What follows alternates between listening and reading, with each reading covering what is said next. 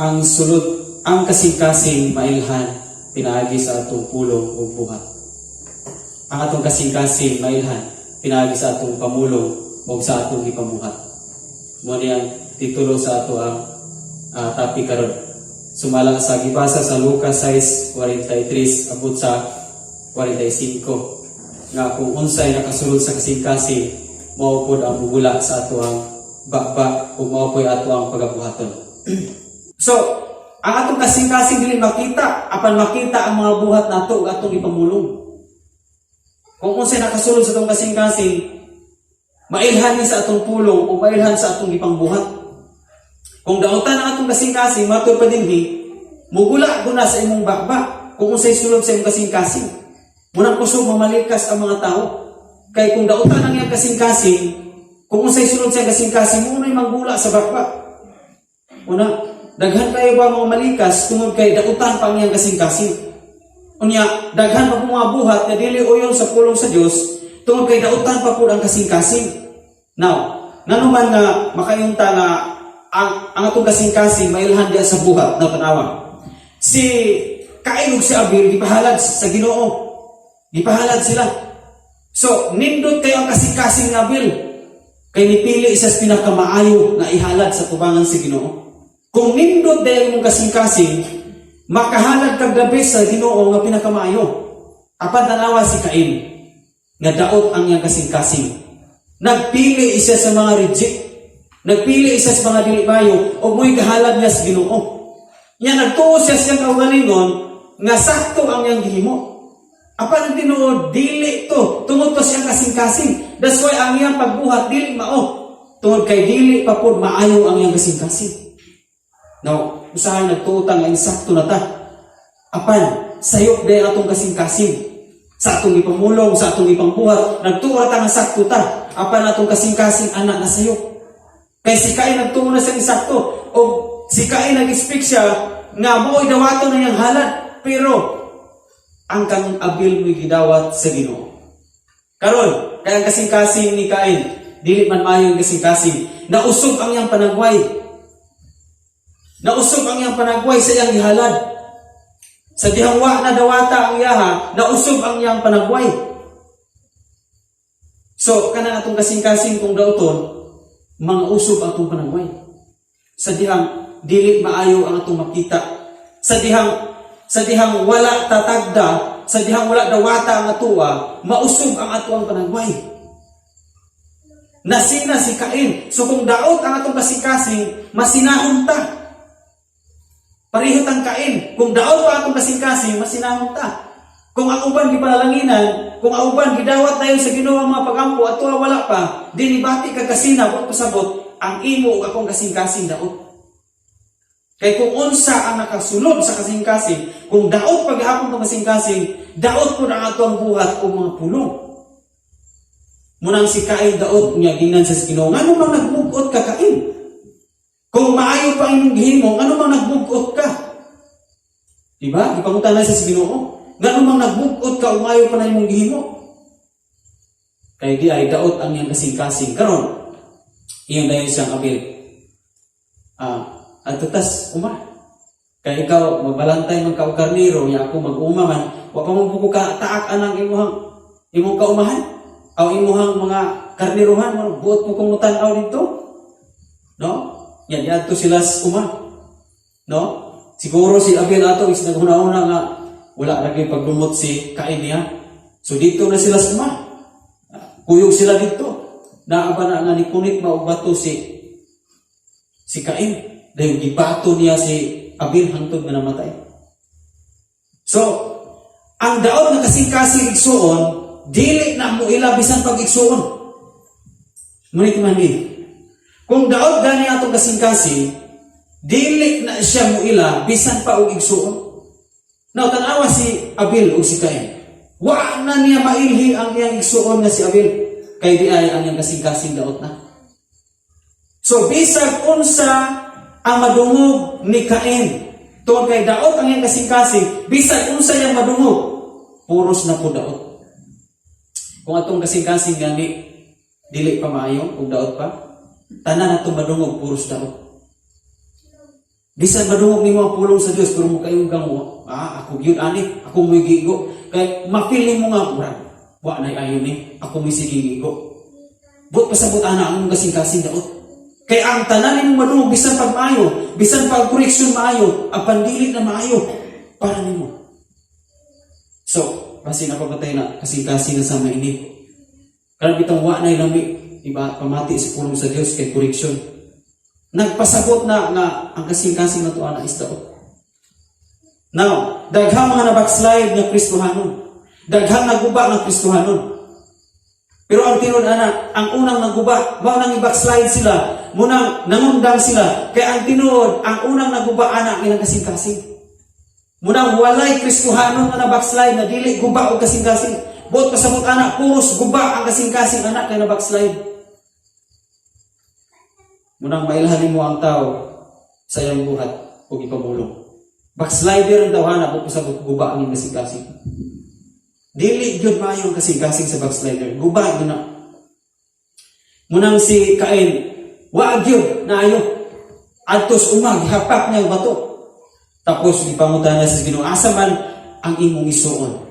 Magbalantay ba magbalor? Magbalantay ba ko sa akong isuon? Yun ang Ginoo. Nadungog ko ang dugo sa imong isuon. Sukad karon Cain, ingnan sa Ginoo. Sukad karon Cain. Ug asa ka mo suroy, asa ka maglibot-libot, daghang mga tao nga mupatay kun nimo. Kay imo man gipatay ang imong isuon, busa daghan po mga tao magdumot nimo. Daghan po mga tao nga magplano mo patay nimo. Ingon siya, Lord, mura bugat ra kaayo ning siluta. Bugat gid tinuon. Kay kung unsay imong buhaton igsuon, sunod-sunuron ra kas imong gibuhat. Ngunit timan-i, kung daot ang atong kasing-kasing, sunod-sunuron kas imong pinuhatan. Now, gipatay niya si Abel.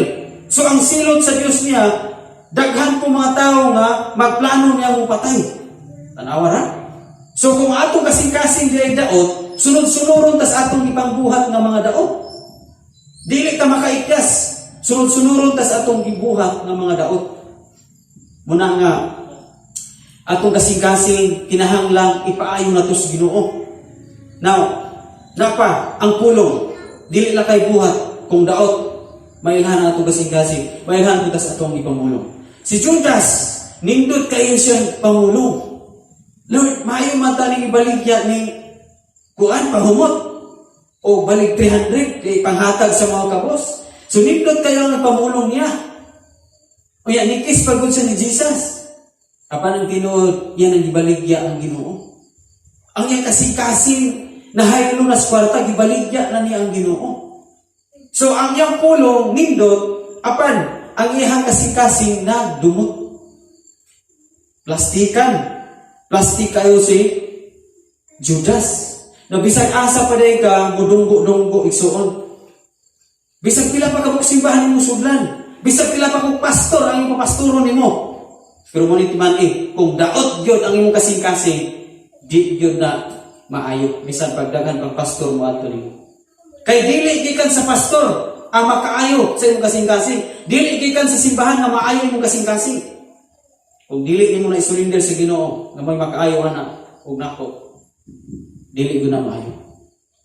Bisan pag magpili kag kinsa ng pastor yang anointed kay muwali, kung amin imong kasing-kasing daoton gyud, di gyud na magsilbi. Busa ipaayo gyud na. Kay tunglohon ni Jesus ang kahoy igira nga walay bunga mayo. Isaway bunga.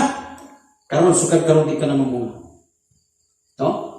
Muna nga sa atong kinabuhi igsoon, dili na to barion ang mga karakter nga sa atong kasing-kasing. Kung asa karon nagharag matod Pastor Tion, kung asa gani nagharag ang kahoy, dito po na siya matumba. No, ang kasing-kasing nila nakaharag dito sa luma, so dito natumba ang iyang kasing-kasing. Wala pa siya nakato sa luma, ang iyang kasing-kasing naguna na dito. No, napakaroon diri pero yung kasing-kasing to anas wifi.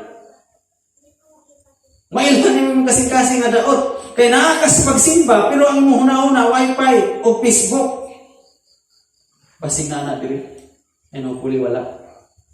Naakaroon diri pero yung kasing-kasing nagsalaag. Iyan ana ang kasing-kasing nila. Naasyas Layo pa Sodoma pero yung kasing-kasing to na dito. Now, karon ang ato nila na Sodoma na. Nasamot nang yung kasing-kasing natakda na sa taga Sodoma. Kung mga bigatla, mga bigaon kayo ang Sodoma na muyo dito, niingon na po sila sa iyang mga anak. Oh, na ako'y mga anak dili, kaniray pakighalawasin ninyo, ayaw ni ako mga bisita. Ayaw mo na, ang kasing-kasing nila at nahugawan na yung mayo. Natakda na yun sa mga tao dito sa Sodoma. Kaya anong niyon siya? Kani ako mga anak, mauni ang pakihilawasin ninyo, mga virgin pa ni, kani sila. Diba? So dili maayo ang kasing-kasing. Daot ang yang kasing-kasing. Nagtuora sila at nanindot ang desisyon, apan naghatod sa dili maayo ang yang desisyon. Apan, naay plano ang Dios kung naata ni kasing-kasing ang karon nga daot atong pamulong og buhat makita pa gyud. Mga buhat nato makita gyud nga daot atong kasing-kasing. Mga pulong ko nato makita gyud nga daot atong kasing-kasing. Usa man itong buhaton ani is surrender na sa Ginoo. Ayaw ni pastor, ayaw simbahan, surrender sa Ginoo.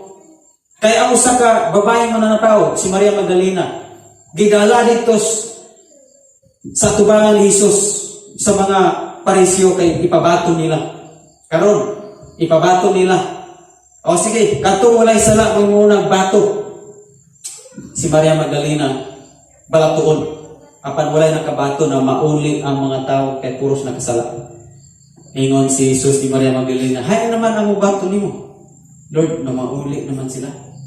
Busa ako dili pud ko mubato nimo. Busa ako dili pud ko muhukom nimo. Kapandingnan niya si Maria Magdalena. Lakaw pa uli. O ayaw na pagpakasala. Gipinahan niya ang babae, lakaw pa uli o ayaw na pagpakasala. Buat pasabot, magtarong ka na. Inig-ulig nimo pagtarong na. Magtinarong ta sa atong pagkinabuhi. Ang pagtinarong, surrender na nimo sa Ginoo. So kay ni surrender man si Maria pag uli niya naa siya nabati nga kalinaw sa kasing-kasing. Nausog ang iyang pagkabigaon. Nausog ang iyang katong iyang mga ipahumot niya pirti makamahula mahalo ng pahumot para daghang mainganyong lalaki. Kabalo ba ka sa diyang nausog na iyang kasing-kasing? Gibubo niya sa tiil ni Jesus. Siya tong babae nga gibuak niya ang tibod sa pahumot o gihurot niya buo ang tanang pahumot nga pinakamahal sa tiilan ni Jesus. Yun ana ang kasing-kasing na nausok. Yun ana ang kasing-kasing na usok. Surrender ang tanang pahumot. Ang katong galamito niya siyang pagkabigaon, iyang gibuak tanan. Muni na kaingon sa akong pagkabigaon, bukon ko ni, ako ning ihalad sa Ginoo. Urot naghalad ang pahumot. O sa tanang babae sa Bible gisgutan, si Maria Magdalena ang pinakaunang babae ng imbidalagan sa diyan nabanhaw si Jesus katulog adlaw. Si Maria Magdalena ang midalagag una dito sa lunganan. Ano mo to? Kaya nausog ang yung kasing-kasing. Ipausog natin, igsuwan natin kasing-kasing.